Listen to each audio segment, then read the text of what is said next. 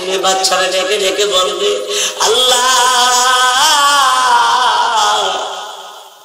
10 মাস 10 দিন আমার মা আমাকে পেটে বহন করছে,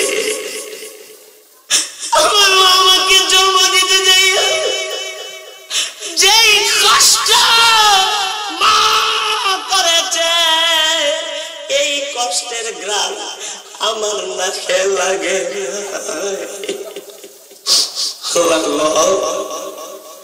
আমার মা জননী আমাকে পেটে রাখতে গিয়া কত সময় রাত 2টা 3টা বাজে ঘুমাইতে পারে না।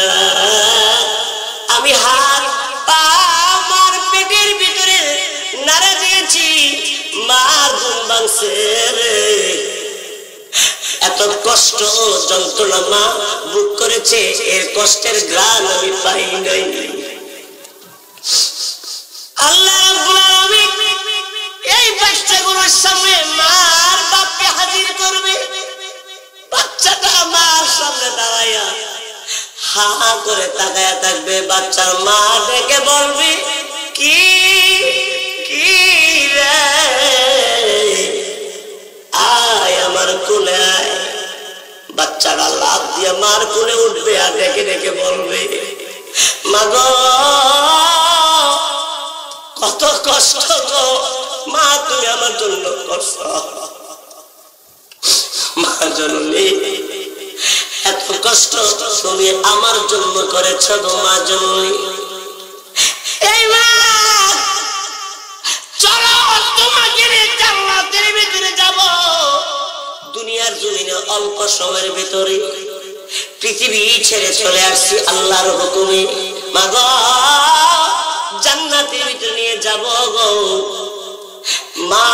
মা ডাইকা দুনিয়াতে আমার তৃপ্তি মিঠে নাই মা, মুখে ওঠে তৃপ্তি মিঠে নাই। জান্নাতের ভিতরে নিব, জান্নাতের ভিতরে তোমাকে মা মা বলে ডেকে আমার তৃপ্তি মিঠাবো। ভাইয়ের আমার, যাদের ছেলে যাদের মেয়ে বাচ্চা দুনিয়াতে বিদায় হয়ে গেছে, ধৈর্য ধারণ করতে পারলে এই ফসল হাসরের মধ্যে আপনার জন্য রেডি হয়ে থাকবে। আমার ভাইয়ের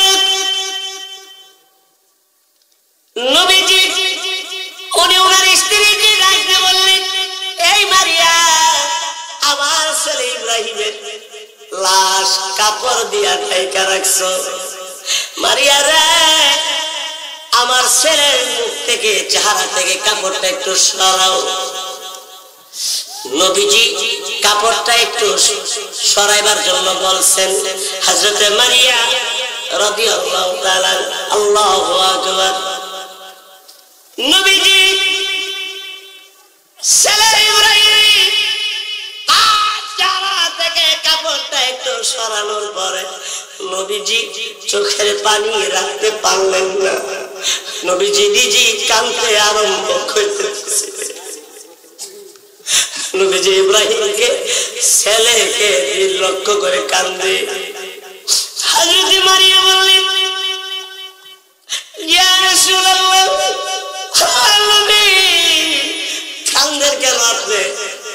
আপনি না বলছেন সন্তান বিদায় হয়ে গেলে গো, কাঁদতে নাই কাঁদতে নাই, আপনি নিজে কাঁদেন কেন গো?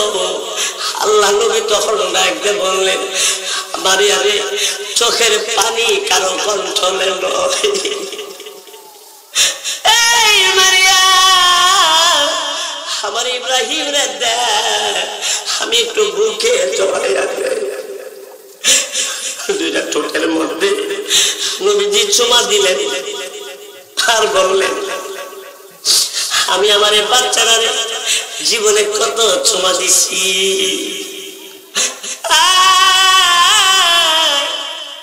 কায়ের বাড়ি নরসিংদী এলাকা ধর্মপ্রাণ ভাইয়েরা মুসলমানেরা একটু চিন্তা করো, একটু লক্ষ্য করো, দিনে নবী সন্তানের জন্য এত কাঁদছে। আল্লাহ নবী বললেন, ও মারিয়া চেহারা ঢাইকা দাও। ভাইরা আমার, গোসল দিলেন, কাফন পরালেন, সবকিছু কমপ্লিট করলেন। কবরের ভিতরে ইব্রাহিম নবীর ছেলেকে রাখলেন। নবীজি কাপড়টা সরায় শেষবারের মতো দেখলেন। খবরের উপরে ওটা দাঁড়াইয়া দুইটা চোখের পানি ছেড়ে ছেড়ে নবীজি কাঁদতে কাঁদতে বাড়ির দিকে রওনা করলেন। সাহাবায়ে কেরাম ডাকতে বললেন, আল্লাহর নবী, আপনার ছেলে ইব্রাহিমের জন্য এত কাঁদতেছেন। আমার নবী বললেন, আমি কাঁদি আমার ছেলে ইব্রাহিমের জন্য, শুধু এখানে নয়, আমার ছেলের জন্য কান্দি। আসলে আমি কান্দি আমার ইব্রাহিম ছেলেকে যেমন ভাবে জান্নাতের প্যাসেঞ্জার আল্লাহ বানাবে, আমার আল্লাহ আমার গুনাহগার উম্মতকে যেন মাফ করে দেয়, এই জন্য কাঁদতেছি।